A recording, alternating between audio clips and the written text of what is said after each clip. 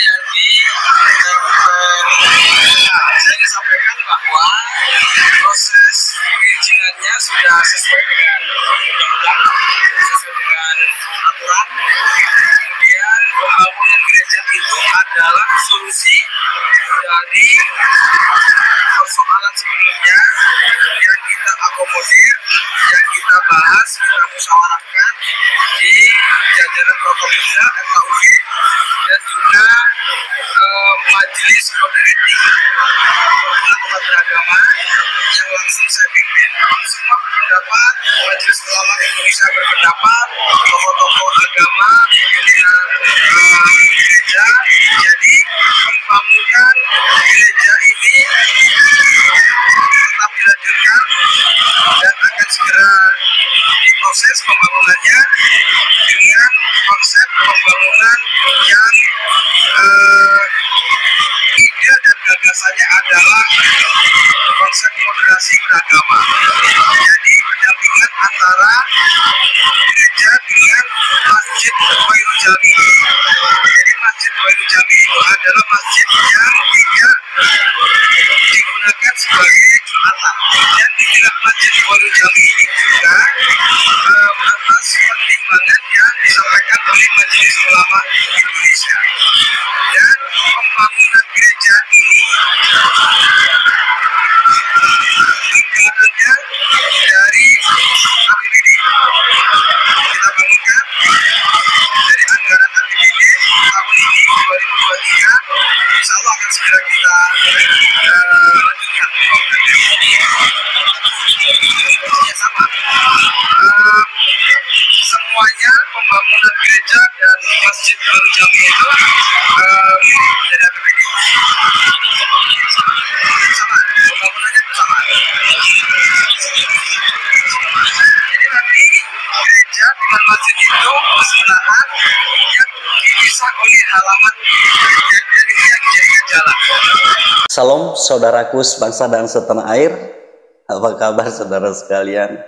Ya, saya yakin semua sehat saja dalam lindungan Tuhan tentunya ya.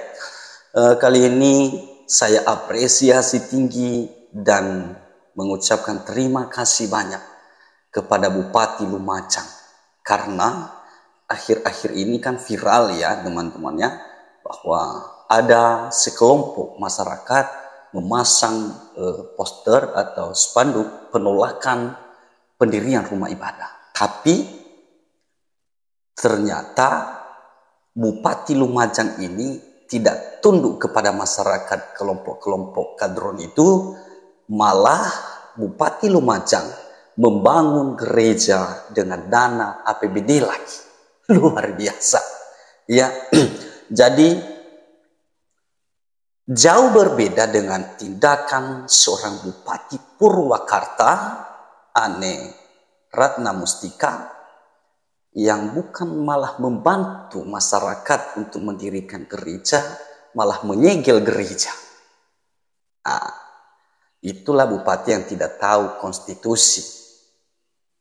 Ya, jadi Bupati Lumajang ini menurut saya luar biasa. Puji Tuhan ya. Ya, kami mendoakan Bapak Bupati Lumajang menjadi pemimpin yang luar biasa, menjadi pemimpin nasional ke depan ya, karena beliau adalah sangat toleran. Kalau kita lihat bahwa memang penting sekali gereja ini dibangun. Kenapa?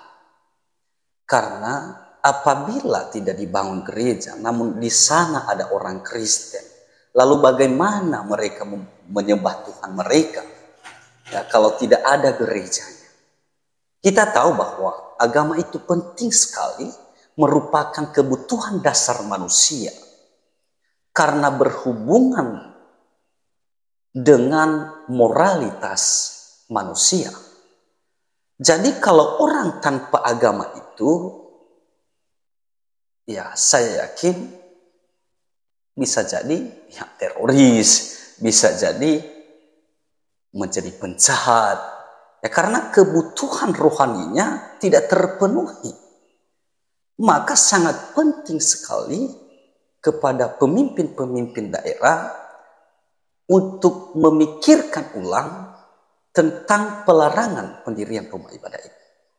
Kalau misalnya belum memenuhi syarat, ya misalnya ada administrasi yang belum dilengkapi, ya seharusnya bupati memfasilitasi, ya kan?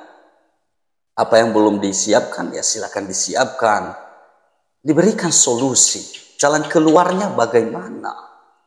Nah, kalau bupatinya sendiri tunduk kepada kadrun-kadrun yang memanfaatkan forum-forum tertentu untuk melarang kegiatan ibadah, izin pendirian rumah ibadah, ya.